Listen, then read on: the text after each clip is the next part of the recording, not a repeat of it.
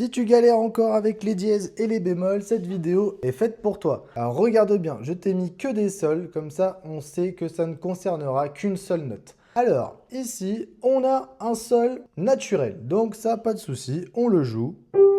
Et voilà, c'est tout. Ici, devant ce même sol, on va mettre un dièse. Donc le dièse, on le met toujours avant la note, comme ça on sait que ça concerne cette note qui va suivre. Le dièse, qu'est-ce que ça veut dire? Ça veut dire qu'on va augmenter d'un demi-ton la note en question. Un demi-ton, qu'est-ce que c'est? C'est tout simplement l'intervalle qu'il y a entre deux notes les plus proches sur le clavier, touche noire et touche blanche comprises. Donc entre là et là, il va y avoir un demi-ton. Entre là et là, tu vas avoir un demi-ton, etc., etc. Un demi-ton, c'est l'intervalle le plus proche entre deux notes. Donc si ici on te dit que ça c'est un sol mais qu'il y a un dièse, eh bien tu vas aller chercher ton sol et tu vas l'augmenter d'un demi-ton. Donc sur ta partition, ce n'est pas cette note-là qu'il faudra jouer, c'est celle-ci.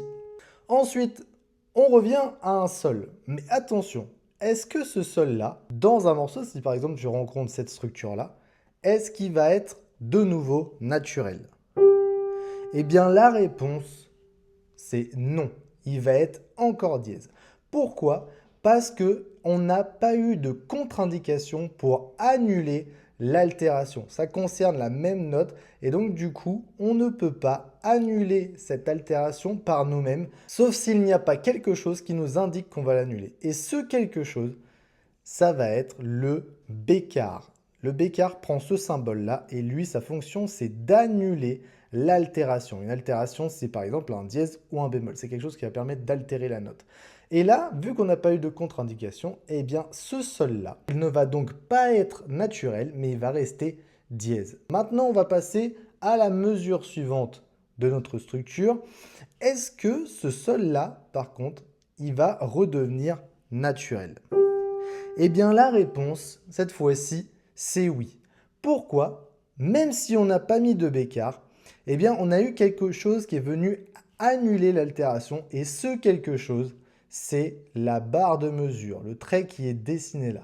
La barre de mesure a le pouvoir d'annuler également l'altération d'une note. Donc jusqu'ici, ça fait sol, sol dièse et sol naturel. Donc le sol naturel, je rappelle, c'est celui-là, celui qui n'est pas altéré, parce que tout simplement, il y avait une barre de mesure qui est venue annuler l'altération. Ici, on est toujours sur un sol et je t'ai mis un bémol. La fonction du bémol, lui, c'est de diminuer d'un demi-ton la note. Alors du coup, si je prends mon sol naturel et que je le diminue d'un demi-ton, j'arrive sur cette note-là. Parce que par ici, on augmente et par là, on diminue. Donc je diminue et j'arrive sur mon sol bémol.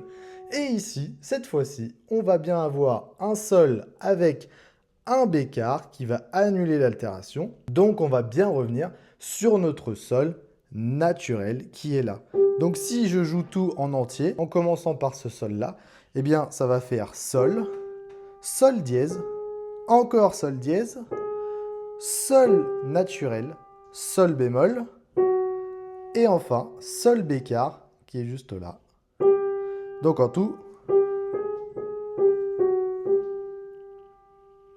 voilà, j'espère que tu as compris comment ça marche les altérations, et puis abonne-toi à la chaîne pour plus d'astuces.